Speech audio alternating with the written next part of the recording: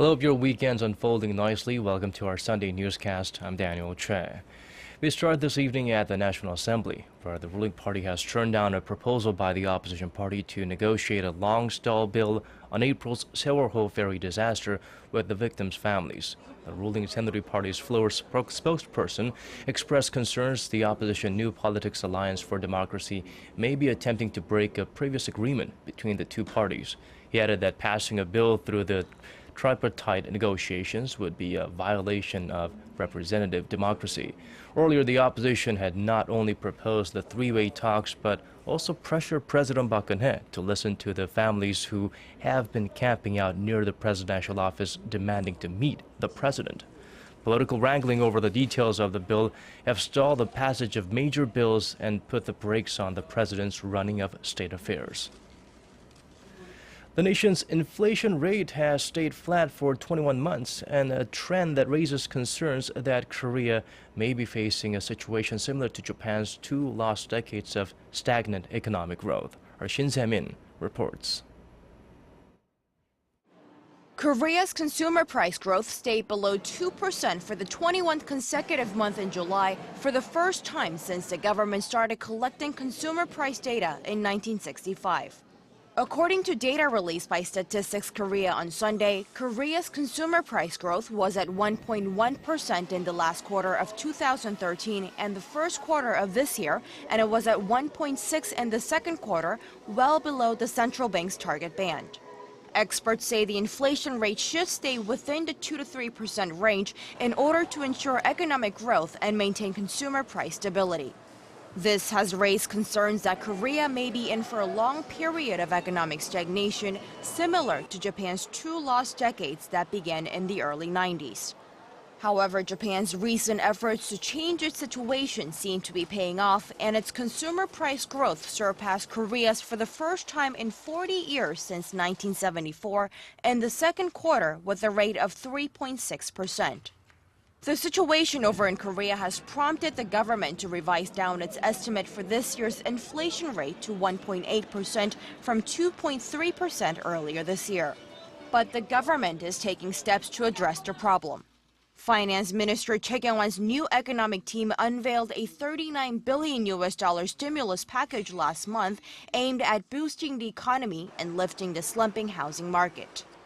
Shin Se-min, Arirang News. And Korea's air passenger traffic grew last month thanks to an increase in flights and routes. 5.13 million passengers flew internationally in July, a jump of more than 10.6% from the previous year, according to the Transport Ministry. Traffic with China was particularly high, with the number of passengers spiking to 23.2% in July from the year before. Passengers to and from Europe also increased 10.4% in the same period. However, it was quite the opposite for traffic between Korea and Japan. Amid strained bilateral relations, that number dropped 4.1%, marking the 17th consecutive month of decline. 61.8% of international passengers flew on Korea's flag carriers, with a combined market share of the five low-cost carriers coming to 11.1%. We have yet another piece of undeniable proof that Tokto is historically and geographically Korean. A recently discovered map from Japan's National Dial Library offers evidence that both the Japanese government and parliament once recognized the islets as Korean territory. Our Choi Yu-sun has this story.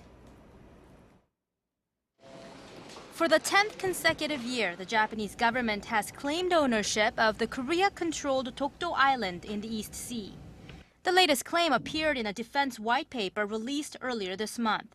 But now, a recently released map shows that Japan considered Tokto to be Korean territory right after its surrender in World War II.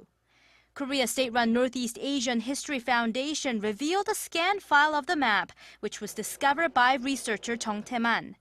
The map, drawn up by Japan before it signed a peace treaty with Allied forces in September of 1951, clearly excludes Tokto from Japanese territory.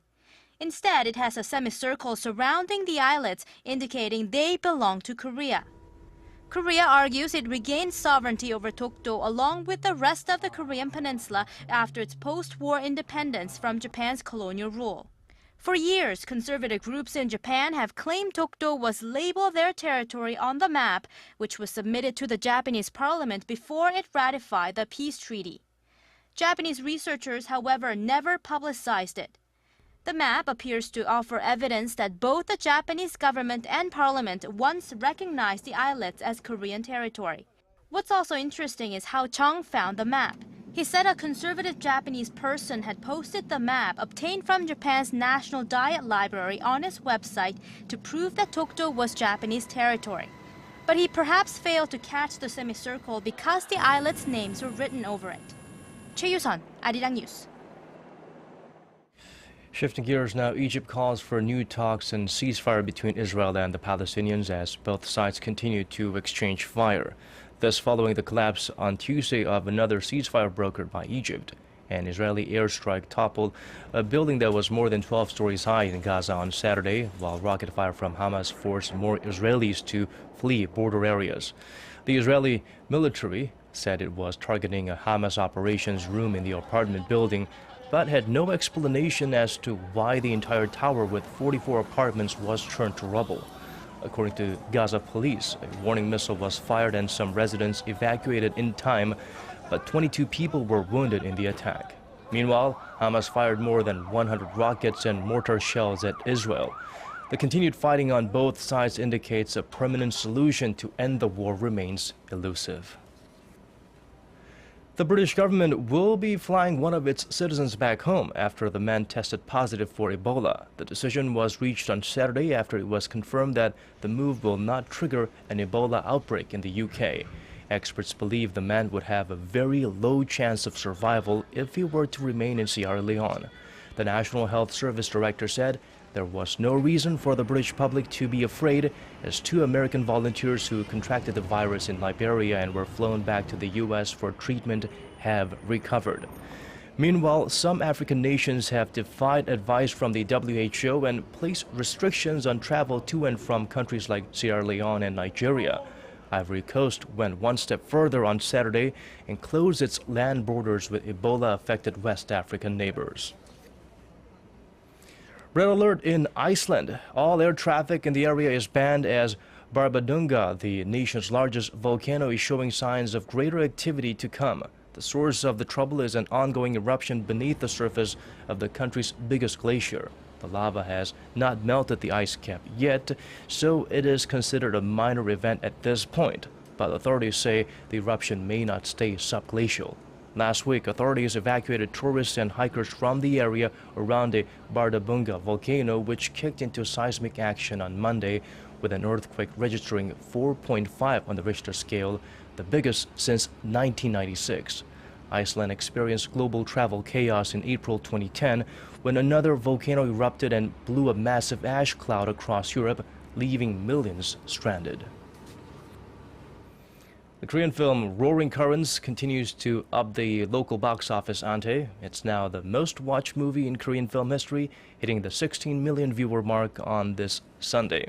And according to our Son Jung-in, part of its success can be attributed to its visual effects. The intense naval combat scene depicting the historic Battle of Myeongnyang with hundreds of vessels was in reality made using just 4 ships during filming. The backdrop of 330 Japanese ships charging vigorously along with hundreds of soldiers were brought to life with sophisticated 3D computer graphics. Even the sea waves are fake. The battle scene takes up half of the movie, and visual effects were used in over 90% of the filmmaking process. We had over 60 minutes of a battle scene to depict, with more than 300 vessels, so it is no exaggeration to say that almost all the scenes were made using special effects. The swirling torrents crashing against the ships and other water movements in particular were hard to create, and they had to make use of what was available. For the speed of the water or direction of the wind, things that were impossible to digitalize, they worked from experience. With the high level of visual effects being stressed in making movies, we had a long, extensive discussion about solving the technical obstacles. I think we ended up with a satisfactory result. Korean digital technology is slowly gaining recognition in the cinema industry after years of research and development. It is now being regarded as one of the main reasons for the wild success of the movie Roaring Currents. 손정인, Arirang News. Not the greatest Korean cinema product as yet, but it certainly is an inspirational story about great leadership.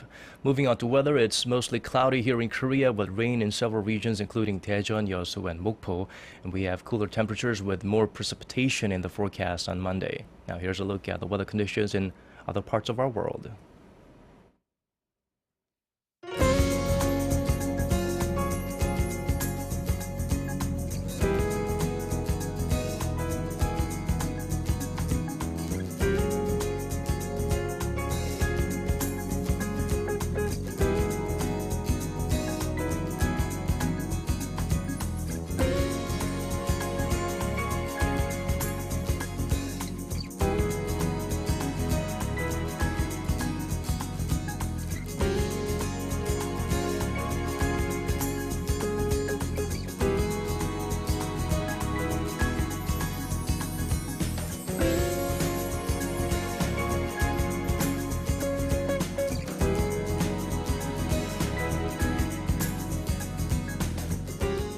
That's all from us for now. Thank you for staying with us and do join us again at 10 p.m. for more news updates.